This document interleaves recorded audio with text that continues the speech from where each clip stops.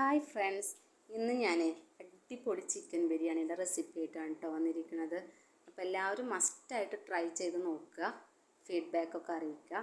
ആദ്യമായിട്ടാണ് ചാനൽ കാണുന്നതെങ്കിൽ ഒന്ന് സബ്സ്ക്രൈബ് ചെയ്യുക, ലൈക്ക് ചെയ്യാൻ മറക്കരുത് കേട്ടോ. ഞാനിവിടെ 1 കിലോ ചിക്കനും 1 കിലോ റൈസും ആണ് ഇവിടെ എടുത്തിരിക്കുന്നത്. അപ്പോൾ അതിനായിട്ടുള്ള ചെമ്പൊക്കെ ഞാൻ വെച്ച് കൊടുത്തിട്ടുണ്ട് കേട്ടോ.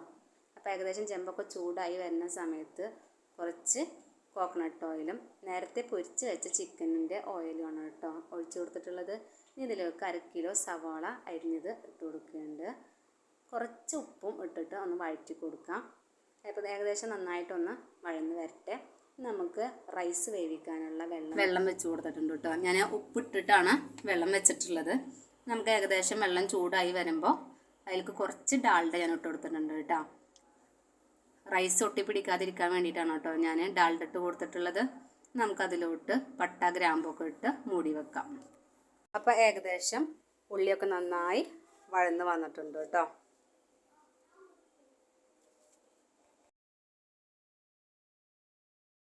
ഇനി നമുക്കിതിലോട്ട് ഇഞ്ചി, പച്ചമുളക്, വെളുത്തുള്ളി പേസ്റ്റ് ഇട്ട് കൊടുക്കാം. ഫൈനായിട്ട് അരച്ചെടുക്കരുത്, ഞാൻ ഒന്ന് ക്രഷ് ചെയ്തിട്ടുള്ളൂ. നമുക്കിതിലൊരു 4-5 സ്പൂൺ ഇട്ട് കൊടുക്കാം കേട്ടോ. അപ്പോൾ ഇതിൻ്റെ പച്ചമണം ഒന്ന് മാറുന്ന വരെ നമുക്കിതൊന്ന് വഴറ്റിയെടുക്കാം. അപ്പോൾ ഒന്ന് വഴന്ന് വരുന്ന വരെ നമുക്കിതൊന്ന് മൂടി വെക്കാം കേട്ടോ. ലോ ഫ്ലെയിമിൽ ഇട്ടിട്ട് വേണം ചെയ്യാൻ കേട്ടോ, അല്ലാന്നുണ്ടെങ്കിൽ ഗാർലിക്ക് അടി പിടിക്കാനുള്ള സാധ്യത കൂടുതലാണ് കേട്ടോ. നമുക്കൊന്ന് മൂടി വെക്കാം കേട്ടോ. അപ്പോൾ ആ നേരം കൊണ്ട് നമുക്ക് വെള്ളം തിളച്ചിട്ടുണ്ടോ എന്ന് നോക്കാം. അപ്പോൾ ഏകദേശം വെള്ളമൊക്കെ തിളച്ചിട്ടുണ്ട്. അപ്പോൾ നേരത്തെ കഴുകി കുതിർത്ത് വെച്ച അരിയാണ്, ബസ്മതി റൈസാണ്. നമുക്കിതിലോട്ട് ഇട്ട് കൊടുക്കാം.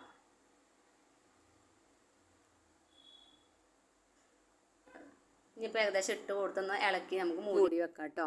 ഇനി നമുക്ക് ഇത് സവാളൊക്കെ നന്നായി വഴന്ന് വന്നിട്ടുണ്ട്. ഇനിയിപ്പോൾ പഴുത്ത തക്കാളി ഒരു 5 എണ്ണം ഞാൻ ചെറുതാക്കി അരിഞ്ഞ് വെച്ചത് ഇതിലോട്ട് ഇട്ട് കൊടുക്കാം. അപ്പോൾ അതൊന്ന് നന്നായിട്ട് വഴന്ന് വരട്ടെ. ഇനി അതിലേക്ക് ലേശം കറിവേപ്പില ആഡ് ചെയ്ത് കൊടുക്കാം. അപ്പോൾ അതും കൂടി ഇട്ടിട്ട് നന്നായിട്ട് വഴറ്റിയെടുക്കാം കേട്ടോ. ഇനി നമുക്കതിലേക്ക് വേണ്ട പൊടികളാണ്: 1/2 സ്പൂണ് മഞ്ഞൾപ്പൊടി, 1/2 സ്പൂണ് മുളക് പൊടി, 2 സ്പൂണ് ചിക്കൻ മസാലപ്പൊടി, 2 സ്പൂണ് ഗരം മസാല പൗഡർ ഇട്ട് കൊടുക്കുന്നുണ്ട് കേട്ടോ. നമുക്ക് എല്ലാതും കൂടി ഒന്ന് അതിൻ്റെ പച്ച സ്മെല്ലൊന്ന് മാറുന്ന വരെ വഴറ്റിയെടുക്കാം. ലോ ഫ്ലെയിമിലിട്ടിട്ട് വഴറ്റിയെടുക്കണം കേട്ടോ. ഞാൻ മല്ലിയിലയും പുതിനയിലയും നേരത്തെ ഇട്ട് കൊടുത്തിട്ടില്ല, അപ്പോൾ ഞാൻ അതും കൂടി ഒന്ന് ഇട്ട് കൊടുത്തിട്ടൊന്ന് വഴറ്റി എടുക്കുന്നുണ്ട്. ഇനി നമുക്ക് വേണ്ടത് പുളിയില്ലാത്ത തൈരാണ്. ഞാനൊരു ചെറിയൊരു ബൗള് പുളിയില്ലാത്ത തൈര് ഒഴിച്ച് കൊടുക്കുന്നുണ്ട്. അപ്പോൾ അതും കൂടി ഒന്ന് ചേർത്ത് മിക്സ് ചെയ്യാം. നമുക്ക് ഉപ്പ് നോക്കിയിട്ട് ആവശ്യത്തിന് വേണ്ടത് ഇട്ട് കൊടുക്കണം. ഞാൻ കുറവായതുകൊണ്ട് കുറച്ചും കൂടി ആഡ് ചെയ്ത് കൊടുക്കുന്നുണ്ട്. ഇനി നേരത്തെ ചിക്കൻ പൊരിച്ച് വെച്ചത് ഇതിലോട്ട് ഇട്ട് കൊടുക്കാം. അപ്പോൾ അതും കൂടി ഇട്ടിട്ടൊന്ന് മിക്സ് ചെയ്ത് വെക്കുക. ലോ ഫ്ലെയിമിലിട്ടിട്ട് അതൊന്ന് അടച്ച് വെച്ച് വേവിക്കുക കേട്ടോ. അപ്പോൾ അടച്ച് വെച്ചിട്ടുണ്ട് ഞാൻ. ഇനി ഏകദേശം നമ്മളുടെ റൈസൊക്കെ ഒന്ന് വെന്ത് വന്നിട്ടുണ്ട്. ഇനി റൈസ് ഒന്ന് നമുക്ക് ഊറ്റിയെടുക്കാം കേട്ടോ. അപ്പോൾ ഏകദേശം എല്ലാ റൈസും ഞാനിതുപോലെ ഇട്ട് കൊടുത്തിട്ടുണ്ട് കേട്ടോ.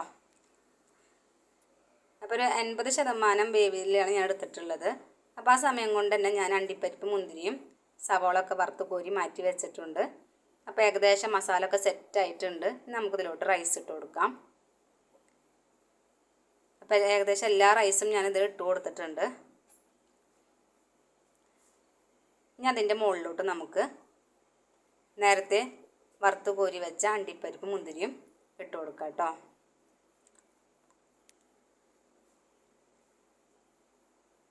ഞാനൊരു കാര്യം വിട്ടുപോയി, അണ്ടിപ്പരിപ്പ്, മുന്തിരി ഇടുന്നതിന് മുമ്പായിരുന്നു നെയ്യൊക്കെ ഒഴിച്ച് കൊടുക്കേണ്ടത്. ഞാനത് ലാസ്റ്റിക്കാണ് ചെയ്യണത് കേട്ടോ. നിങ്ങൾ ചെയ്യുമ്പോൾ അത് ഫസ്റ്റ് ചെയ്യണം. ഇനി അതിൻ്റെ മുകളിലോട്ട് ഗീ ഒഴിച്ച് കൊടുക്കുക. ഞാൻ കുറച്ച് പൈനാപ്പിൾ എസൻസും കൂടി ഒഴിച്ച് കൊടുക്കുന്നുണ്ട്.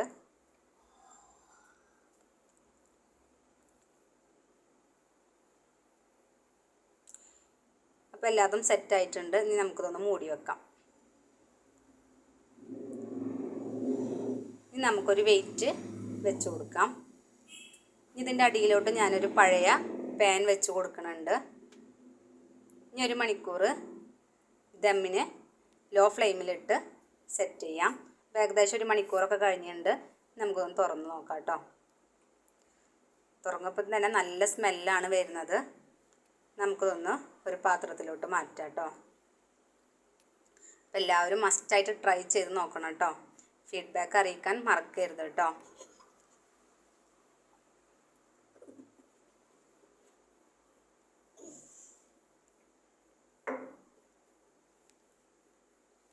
അപ്പോൾ എല്ലാവർക്കും വീഡിയോ ഇഷ്ടപ്പെട്ടു എന്ന് വിചാരിക്കുന്നു. അടുത്ത വീഡിയോയിൽ കാണുന്നത് വരേക്കും ബൈ.